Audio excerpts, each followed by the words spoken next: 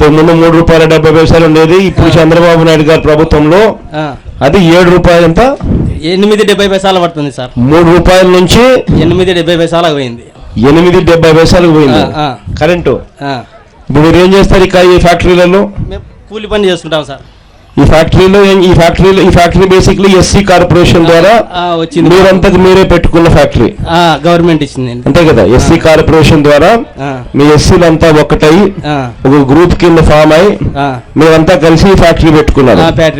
పెట్టుకుని ఇక్కడ నుంచి ఇక్కడ క్వారీయింగ్ చేసి, క్వారీయింగ్ కూడా మీరే చేస్తారా? క్వారీలో కొనుగోలు చేసుకుంటాం సార్. మా క్వారీలో సొంతం అయితే లేవు, అన్ని ఖాళీ అయితే లేవు, అన్ని లీజులు ఇచ్చేసినారు. అక్కడ క్వారీల నుంచి మీరు రాయి కొనుక్కొని వచ్చి ఇక్కడ పాలిష్ కొట్టి అమ్ముకుంటున్నారు. ఆ రాయికుని పాలిష్ కొట్టి మీరు అమ్ముకుంటా ఉంటారు. అది మీ వ్యాపారం. మా వ్యాపారం.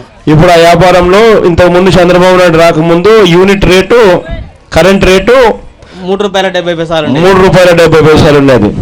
ఇప్పుడు చంద్రబాబు నాయుడు గారి హయాంలో రేట్ అంతా ₹8.70 పడుతుంది. ₹8.70 రేటు పెంచేసి పూర్తిగా ఇప్పుడు క్వారీయింగ్ చేయడానికి, పూర్తిగా పాలిష్ చేయడంలో అసలు పూర్తిగా మీకు లాభాలు లేకుండా పోయినాయి. పూర్తిగా అన్యాయమైన పరిస్థితిలోకి పోతా ఉన్నారు.